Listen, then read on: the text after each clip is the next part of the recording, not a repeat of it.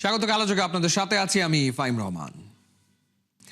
4 বছর পর আবারও বিশ্বকাপ ট্রফি নিয়ে মেতে উঠল Bangladesh. FIFA world cup trophy ট্যুরের অংশ হিসেবে দিনভর ঢাকায় শোভা পেল ফুটবল শ্রেষ্ঠত্বের প্রতীক বিশ্বকাপ ট্রফি। সকাল 10টায় বিশেষ বিমান যোগে ট্রফি নিয়ে ঢাকায় আসেন ব্রাজিলের হয়ে 2002 বিশ্বকাপ জয়ী তারকা গিলবার্তো সিলভা। এরপর রাজধানীর একটি 5 তারকা হোটেলে চলে ট্রফি প্রদর্শন। বিস্তারিত জানাচ্ছেন পার্থ বণিক।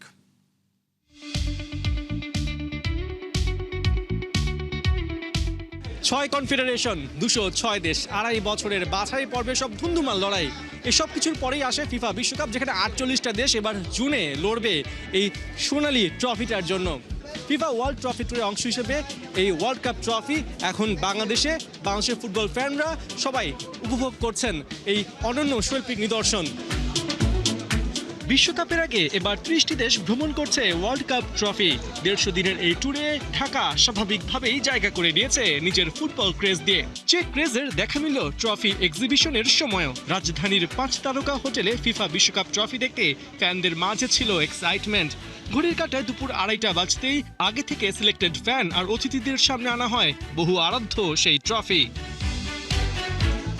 লাইন লম্বা হলেও বিশ্বকাপ ট্রফি দর্শনে সবাই ছিলেন এক্সাইটেড।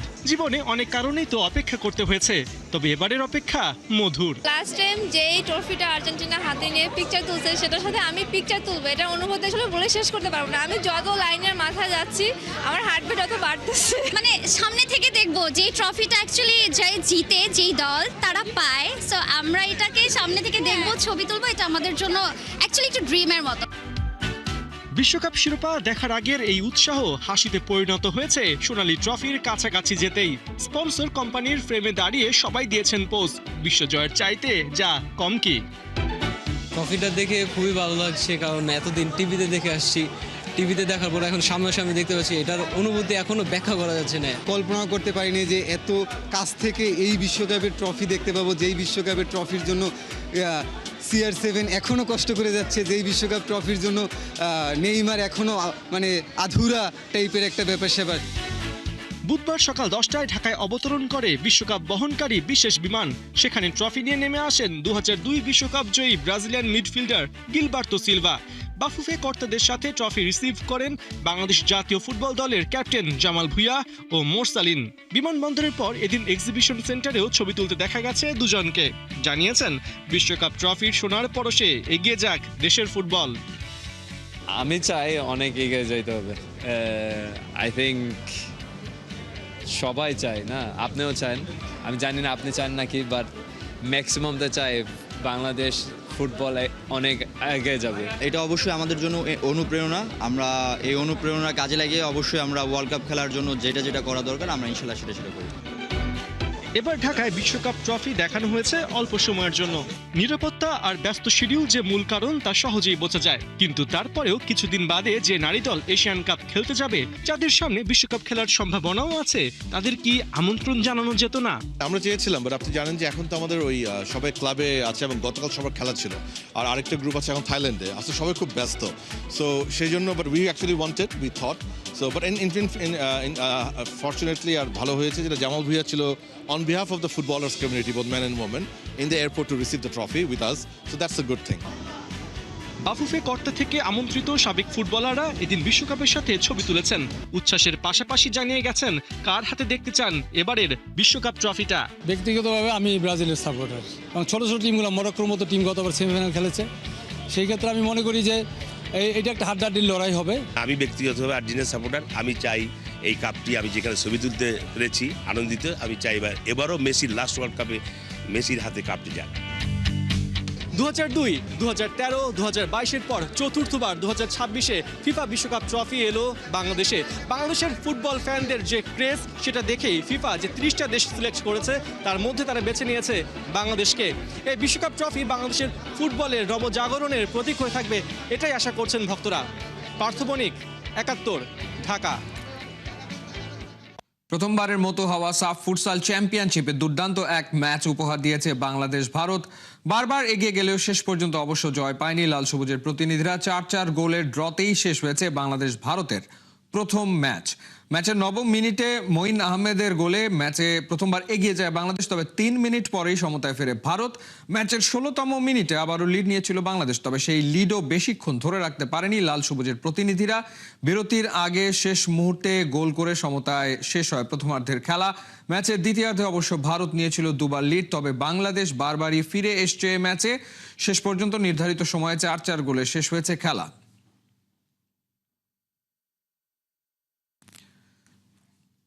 তামিমকে বাজে মন্তব্য করা বিসিবি সেই পরিচালক এবার জাতীয় দলের ক্রিকেটারদেরও হেয় করলেন। বুধবার খালেদা জিয়ার স্মরণে দোয়া মাহফিল শেষে সংবাদ সম্মেলনে এসে এম নাজমুল ইসলাম জানান, কোনোভাবেই ভারতে বিশ্বকাপ খেলতে যাবে না বাংলাদেশ। বিশ্বকাপে না গেলে ক্রিকেটারদেরও দেয়া হবে না কোনো ক্ষতিপূরণ। তার মতে খেলোয়াড়দের পেছনে এত টাকা খরচ করার পরও কিছুই জিতে আনতে পারেনি ওরা। সাইফুল রূপকের রিপোর্ট। না করতে পারে তাহলে ওদের পিছে আমরা যে এত কোটি কোটি টাকা খরচ করতেছি, আমরা কি ওদের কাছ থেকে ওই টাকা ফেরত চাচ্ছি নাকি? সবচেয়ে আলোচিত ডিরেক্টর সাম্প্রতিক সময় যে তামিম ইকবাল ইস্যুতে বিতর্কিত হয়েছেন বা সমালোচিত হয়েছেন, আলোচিত হয়েছেন, সেই পরিচালক এম নাজমুল ইসলাম এখানেও তিনি সমালোচনার জন্ম দিয়েছেন। অর্থাৎ তাকে প্রশ্ন করা হয়েছিল, বাংলাদেশ বিশ্বকাপে যায় তাহলে ক্রিকেটারদেরকে কি কোনো কম্পেনসেশন বা কোনো ক্ষতিপূরণ দেয়া হবে কিনা। তখন তিনি সাথে সাথে বললেন যে কেন ক্ষতিপূরণ দেওয়া হবে, এই ক্রিকেটারদেরকে আমরা সারা বছর টাকা দিই না, এই ক্রিকেটাররা খারাপ খেললে কি আমরা তাদের থেকে টাকা নিয়ে নিই বা টাকা কম দিই? যা চুক্তি থাকে, যা ম্যাচ ফি থাকে তার পুরোটাই তো দিই। তারা কি প্রতিদিন ভালো খেলে? তারা যখন ইনজুরিতে পড়ে তখন কি আমরা তাদের চিকিৎসা করাই না? এই ধরনের বক্তব্য তিনি বা তার মানসিকতা এই ধরনের কথাই তিনি বলেছেন। ক্রিকেটাররা যদি বলে যে আমরা বিশ্বকাপ খেলতে পারছি না, আমাদের একটু ক্ষতিপূরণ দিলে ভালো হয়, তখন আপনাদের ব্যাখ্যাটা কি? আমাদের কোনো ব্যাখ্যা নাই, কারণ হচ্ছে এই প্রশ্নের উত্তর প্রশ্নটা তুলতেই পারবে না। না, কারণ হচ্ছে যে আমরা যে ওদের পিছনে এত খরচ করতেছি, বিভিন্ন জায়গায় গিয়ে ওরা কিছুই করতে পারতেছে না। আজ পর্যন্ত আমরা একটা বই শিক্ষা আনতে পারছি? কোনো একটা জায়গায় আমরা কতটুকু কি করতে পারছি? আমরা তাহলে তো প্রত্যেকবারই আমরা বলতে পারি যে তোমরা খেলতে পারো না, তোমাদের পিছে যা খরচ করছি এটার এবার তোমাদের কাছ থেকে আমরা নিতে থাকি, ফেরত দাও।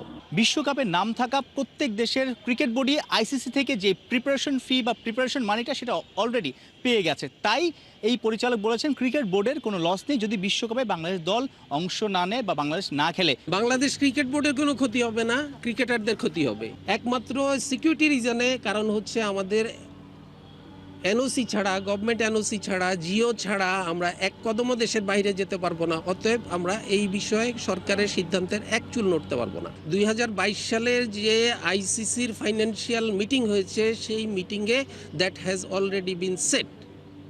এর পরের কোনো বিশ্বকাপ বা এর পরের কোনো বাইল্যাটারাল সিরিজ বলি, ইন্টারন্যাশনাল বলি, সেগুলোর সাথে এটার সম্পর্ক থাকতে পারে। সেগুলোর জন্য কারণ হচ্ছে, ধরেন একটা প্রশ্ন করতে পারেন যে আমাদের পরবর্তী যে সমস্ত এফটিপি অনুযায়ী যে সমস্ত দলগুলি আমাদের দেশে আসার কথা, তারা আসবে কি আসবে না, এটার অনেক ইয়েস নো ভেরি গুড প্রশ্ন থাকতে পারে। বেগম খালেদা জিয়ার স্মরণে বাংলাদেশ ক্রিকেট বোর্ডের যে দোয়া মাহফিল, সেখানে অনেক পরিচালকে এসেছেন, সেখানে অফ দ্য রেকর্ডে অনেক কথাই শোনা যাচ্ছে। আইসিসি যেহেতু অনুরোধ করেছে তাদেরকে ভারতে খেলার, সেই অনুরোধ তো আসলে একদম সরাসরি মানা করে দিয়েছে বাংলাদেশের ক্রিকেট কর্তারা, অর্থাৎ ভারতে বাংলাদেশ ক্রিকেট বোর্ড কোনোভাবেই দল পাঠাতে চাইছে না।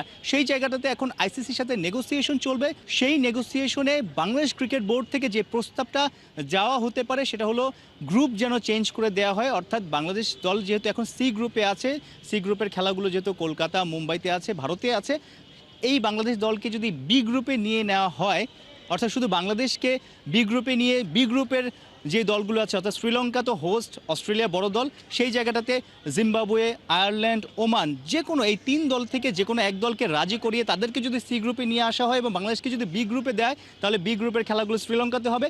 যেই সমস্যাটা তৈরি হয়েছে, যে সংকটটা আছে, সেটা সমাধানের একটা বড় জায়গা এটাই। অর্থাৎ বাংলাদেশ ক্রিকেট দলকে যদি বি গ্রুপে নেওয়া হয় তাহলেই আসলে বিশ্বকাপে বাংলাদেশের খেলাতে কোনো সমস্যা হওয়ার কথা না। সো এখন আগামী 2-4 দিনের মধ্যেই বোঝা যাবে বাংলাদেশ ক্রিকেট দলের ভাগ্যে কি আছে। সাইফুল রূপক, 71। যে বিসিবির হওয়ার কথা ছিল ক্রিকেটারদের অভিভাবক, আগলে রাখার আশ্রয় সেই বিসিবি পাবলিক স্কুল পড়ুয়া ছাত্রের মতো বকাঝকা করছে জাতীয় দলের ক্রিকেটারদের। বিসিবির এক পরিচালক ক্রিকেটারদের দীর্ঘদিনের অর্জিত সম্মানের কথা চিন্তা না করে একের পর এক অসম্মানজনক বক্তব্য করে যাচ্ছে ক্রিকেটারদের সম্পর্কে। বিসিবির সভাপতিকেও যেন ভয় নেই তার। বিসিবির ফাইন্যান্স কমিটির চেয়ারম্যান কি আসলে ক্রিকেটের ভালো চাইছেন? ফয়সাল হাবিবের রিপোর্ট। 18 বছর বয়সে ভারতের অল টাইম গ্রেট পেসারদের মধ্যে একজন জহির খানকে ডাউন দ্য উইকেটে গিয়ে ছক্কা মেরে সবার হৃদয়ে অবস্থান নিয়েছিলেন তামিম ইকবাল। সেদিন ধারাভাষ্যে ইয়ান বিশপ বলেছিলেন, তামিমের মনে সিনিয়র জহির খানের জন্য কোনো সম্মানই নাই। সেদিনের তামিম পরবর্তীতে ভারতের বিপক্ষে 3 ফরম্যাট মিলিয়ে একটা সেঞ্চুরি এবং 8টা 50-র সাথে করেছেন 1000-এর বেশি রান। অথচ সেই ব্যাটারকে বিসিবির এক অখ্যাত পরিচালক পাবলিক প্ল্যাটফর্মে ভারতের দালাল বলে আক্রমণ করলেন। সেই ঘটনায় পুরো দেশেই সমালোচনার ঝড় উঠলেও তেমন কোনো হেলদোল নাই সেই এম নাজমুল ইসলামের মনে। এবার যা কোনোদিনও শোনা যায়নি তা বলে বসলেন তিনি। ক্রিকেটারদের পেছনে নাকি বেশি খরচ করছে বিসিবি, অর্থ ফেরত যে চাওয়া হয় না সেটাই জাতীয় ক্রিকেটারদের ভাগ্য। কদিন পর বিশ্বকাপ খেলতে যাবে বাংলাদেশ, তার আগে এমন ধরনের আক্রমণাত্মক বক্তব্য অবশ্যই ক্রিকেটারদের মনোজগতে আঘাত হানবে। তার চেয়েও বড় কথা, এমন ঘটার কারণে ক্রিকেটাররা দ্রুতই নিজেদের অভিভাবক শূন্য ভাবতে শুরু করবে। এর আগেও বাংলাদেশ দলের অসংখ্য খারাপ সময় গেছে। মাঠের সাথে মাঠের বাইরেও ক্রিকেটাররা বিপদে পড়েছে। প্রতিবারই বিসিবি থেকেছে ক্রিকেটারদের পাশে, রীতিমতো ঢাল হয়ে। ক্রিকেটারদের নিয়ে প্রেসিডেন্টস বক্সে হাসি ঠাট্টা করা হয়, এমন কথা শোনা গিয়েছিল ঠিকই, কিন্তু তবুও গণমাধ্যমের সামনে কেউ কখনো খেলোয়াড়দের এমন নগ্নভাবে আক্রমণ করেনি। অথচ নতুন নির্বাচিত বোর্ড তাদের দায়িত্ব গ্রহণের মাস কয়েকের মধ্যেই ভেঙে ফেলছে সব রেকর্ড। তবে কি ক্রিকেটের সাথে সবচেয়ে বেশি জড়িত বোর্ড প্রেসিডেন্ট আমিনুল ইসলাম বুলবুলি ব্যর্থ? কেননা কদিন আগের ঘটনায় বোর্ড প্রেসিডেন্ট নাজমুল ইসলামের কাছে কারণ জানতে চেয়েছিলেন। এরপরও তো সেই পরিচালকের বেফাঁস মন্তব্য করা বন্ধ হচ্ছে না। তাই ক্রিকেট মহলে জোরে সোরে প্রশ্ন উঠেছে, এই নাজমুল ইসলামের খুঁটির জোর কোথায়? যা তা মন্তব্য করে নিজেকে সবার কাছে পরিচিত করছেন নাজমুল, কিন্তু অপূরণীয় ক্ষতিটা হচ্ছে দেশের ক্রিকেটের। বিশ্বকাপের প্রস্তুতি নিতে যে কোনো দেশের জাতীয় দলকে বুঝি এমন কথা শুনিয়ে কিছু জিততে পাঠানো হয়? আমি কখনো বলি নাই আমরা বিশ্বকাপ খেলবো না, আমি কখনোই তো বলি নাই। আমি মানে কি, আমাদের বোর্ড কখনো বলে নাই, আমাদের দেশ কখনো বলে নাই আমরা বিশ্বকাপ খেলবো না। আমরা বিশ্বকাপ খেলার জন্য মুখায় আছি। কর্তাদের এসব কথা ক্রিকেটারদের কানেও যায়, ক্রিকেটাররা সবই শোনেন, সবই থাকে তাদের মনোজগতে। অবশ্য এক পরিচালকের এমন মন্তব্যে লজ্জা প্রকাশ করেছে বিসিবি, সাথে ছিল দুঃখ প্রকাশও। কিন্তু যদি শুধু দুঃখ প্রকাশেই সীমাবদ্ধ থাকে বিসিবির কার্যকলাপ, তবে নিশ্চিতভাবেই ক্রিকেট বোর্ড অর্জন করতে পারবে না মোহাম্মদ মিথুনদের ভরসা। ফয়সাল হাবিব, ৭১।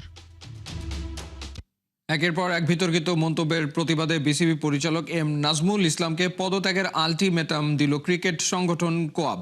আগামীকাল বিপিএল এর ম্যাচের আগে বোর্ড পরিচালক নাজমুল ইসলাম পদত্যাগ না করলে সব ধরনের খেলা বন্ধ রাখার ঘোষণা দিয়েছেন কোয়াব প্রেসিডেন্ট মোহাম্মদ মিঠুন। তামিম ইকবালকে নিয়ে বিতর্কিত মন্তব্য করে আলোচনায় আসেন বিসিবি পরিচালক এম নাজমুল ইসলাম।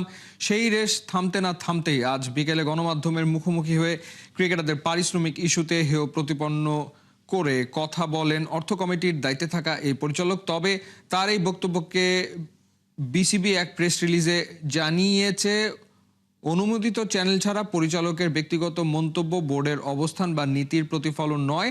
পারিশ্রমিক ইস্যুতে এম নাজমুল ইসলামের দেয়া সেই বক্তব্যের প্রতিবাদেই বুধবার 9:30টায় জুমে প্রেস কনফারেন্সের মাধ্যমে তার পদত্যাগের দাবি জানিয়েছেন মোহাম্মদ মিঠুন। দাবি অনাদায়ে ক্রিকেট বর্জনেরও হুঁশিয়ারি দিয়েছেন কোয়াব প্রেসিডেন্ট।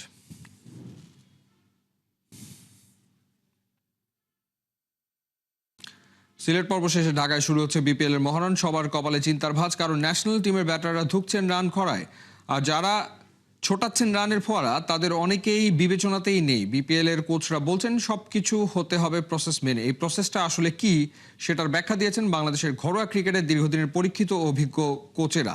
খালিদ জামিলের রিপোর্টে বিস্তারিত। লাস্ট ৬-৭টা ম্যাচ আমি এরকম পারফর্ম করতে পারি না, টিমের জন্য ভালো কিছু কন্ট্রিবিউট করতে পারি নাই। তারপরও টিম ম্যানেজমেন্ট থেকে এবং সিনিয়র প্লেয়ারদের থেকে যেরকম সাপোর্ট পেয়েছি, তারা আমার উপর যে বিশ্বাসটা রেখেছে, তো আমি বলবো যে একটা ভালো টিমের গুণ হচ্ছে এটাই। একটা দল কত ইনিংস একজন আন্ডার পারফর্মারকে সাপোর্ট দিয়ে যাবে সেটা একটা বড় প্রশ্ন বটে। তানজিদ তামিমের ভাষ্য, দল কতটা ভালো সেটা নির্ভর করে তারা নিজেদের প্লেয়ারকে কতটা সাপোর্ট দিতে পারছে তার উপর। রাজশাহী ওয়ারিয়র্সের কাছ থেকে তানজিদ তামিম কতটা সাপোর্ট পেয়েছেন সেটাই এবারে দেখা যাক। আয়ারল্যান্ডের বিপক্ষে সিরিজটা শেষ করেছিলেন ৫৫ রানের অপরাজিত এক ইনিংস খেলে। বিপিএলে এরপর রাজশাহীর হয়ে ব্যাট করেছেন ৮ ইনিংসে, প্রথম 50-র দেখা পেয়েছেন সবশেষ ম্যাচটাতেই এসে ৭৬ রানের ঝকঝকে এক ইনিংস। কিন্তু বিপিএল এর মতো লম্বা সিজন তো বিশ্বকাপে পাওয়া যাচ্ছে না, তাই কামব্যাকের সুযোগ সেখানে আরো সীমিত এবং সংকুচিত। আর তার চেয়ে বড় কথা, প্রতিপক্ষের লেভেল আর ম্যাচ প্রেশার সেখানে থাকবে কয়েক গুণ বেশি। তামিম, শামিম, হৃদয়ের মতো ব্যাটাররা সেখানে গিয়ে রান করার মতো যথেষ্ট প্রতিভাবান এবং এর আগে বহুবার সেটা তারা করেও দেখিয়েছেন। কিন্তু ক্রাইসিসটা ব্যাটারদের ফর্ম নিয়ে। বিশ্বকাপের পরীক্ষায় জানা প্রশ্নের উত্তর দিতে পারবে কি টাইগাররা? ওদের লোকাল কোচদের জহুরির চোখ বলছে পারা উচিত, আর সেটার পেছনে ব্যাখ্যাও আছে। এখন সুযোগ পারফর্ম করতেছে, কালকে নিয়ে নিলাম, প্রসেসটা তো এরকম না। আসলে প্রসেসগুলা অনেক আগের থেকেই চলতে থাকে। যে ছেলেরা এখন পারফর্ম করতেছে হয়তো পরের টুর্নামেন্টগুলোতে তারা অবশ্যই সিলেক্টেড হবে, বিকজ অফ পারফর্মিংটা এরকমই হচ্ছে। সো যারা হয়তো যে উদ্দেশ্যে কথাগুলো বলা হচ্ছে যে যারা পারফর্ম করতেছে না তারা কেন, যারা পারফর্ম করছে তারা না কেন, বাট যারা এতদিন পারফর্ম করেছিল তারাই কিন্তু টিমে থাকবে। সো হয়তো এখানে কিছু অংশ পারফর্ম করছে না, কিন্তু দেখবেন যে হৃদয়ে লাস্ট খুব ভালো পারফর্ম করতেছে। একটা ছেলে যে প্রতি বছরই আসলে পারফর্ম করবে একইভাবে, এটা আসলে ডিফিকাল্ট। কোনো সময় ওর থেকে ভালো করতে পারে, কোনো সময় ওই রকম নাও করতে পারে। তারা আসলে এখনই ওয়ার্ল্ড কাপ নিয়ে কিছুই চিন্তা করছে না, তারা আসলে পুরাপুরি ফোকাস বিপিএল নিয়ে, এবং বিপিএলে তারা কিভাবে টিমকে কন্ট্রিবিউট করতে পারে সেটা যে টিমেই খেলুক না কেন, এবং তারা আসলে ওই বিপিএলটাকে নিয়ে আসলে মনে হচ্ছে যে বেশি তারা ফোকাস আছে এবং এই ব্যাপারেই তারা প্রিপারেশন নিচ্ছে এবং সেভাবেই খেলছে। বিশ্বকাপের হিসেব আপাতত একপাশে সরিয়ে রাখতে হচ্ছে, কারণ বৃহস্পতিবার থেকে শুরু হচ্ছে বিপিএল এর ঢাকা পর্ব। এরই মধ্যে শিরোপার লড়াই জমে ক্ষীর, যেখানে রাজশাহী ওয়ারিয়র্স শুরু থেকেই খানিকটা খেই হারালেও কামব্যাক করতে পেরেছে আর এখন আছে লিডার বোর্ডের শীর্ষে। চট্টগ্রাম আর সিলেটের সাথেই ওদের শিরোপার ফাইট। সবচেয়ে বড় ক্রেডিট দিব আমি, প্লেয়াররাই সবচেয়ে ভালো ক্রিকেট খেলতেছে এবং শুরুতে বোলিং ইউনিটটা খুব ভালো ছিল। সো ওই জায়গাটা আমরা কাজে লাগানোর চেষ্টা করেছি। প্রথমেই চিন্তা করি যে আমরা ট্রফি জিতবো, তাহলে হয়তো হবে না, তো আমাদের ম্যাচ বাই ম্যাচ এগোতে হবে। কারা আসলে সুইটেবল হবে এবং কারা অ্যাভেলেবেল আছে, তো আমরা এখনও সময় আছে, আমরা চেষ্টা করছি যে ওর মধ্যে থেকে আমরা রাইট প্লেয়ারটা নিয়ে এসে আমাদের কম্বিনেশনটা ঠিক করার জন্য। একে তো হেভি ওয়েট দল, তার উপর পুরো স্কোয়াডকেই পেয়েছিল অ্যাভেলেবেল, এমনই অবস্থা রংপুরের। তবুও মাঝ পথে খেই হারিয়েছে দিশেহারা টিম রাইডার্স। ওদেরও পেছনে নোয়াখালী, ঢাকা ক্যাপিটালস। ঢাকার মাঠে ওদের কপালে শিকে ছিড়বে নাকি স্রোত বইবে একই দিকে একই গতিতে, সেটাই এখন দেখার অপেক্ষা। খালিদ জামিল, একাত্তর। এক রাতে আফ্রিকার দুই মহারণ, আফ্রিকা কাপ অফ নেশনসের দুই সেমিফাইনালে মুখোমুখি 4 দল। রাত 11টায় সেনেগাল বনাম মিশর আর রাত 2টায় স্বাগতিক মরক্কোর বিপক্ষে নাইজেরিয়া মাঠে নামছে। প্রশ্ন এখন শিরোপার দরজায় দাঁড়িয়ে আফ্রিকার রাজত্ব যাবে কার হাতে? এ নিয়ে আরও থাকছে জুবায়ের নূরের প্রিভিউ রিপোর্টে। গোলের গর্জন, স্টেডিয়াম জুড়ে চাপা উত্তেজনা, আর একটা মাত্র ভুলেই সব শেষ। মঞ্চটা প্রস্তুত, নাটকের নাম Africa cup of Nations semifinal, যেখানে প্রথম সেমিফাইনালে সেনেগাল মুখোমুখি মিশরের। একদিকে আক্রমণাত্মক ধার, অন্যদিকে টিকে থাকার শিল্প।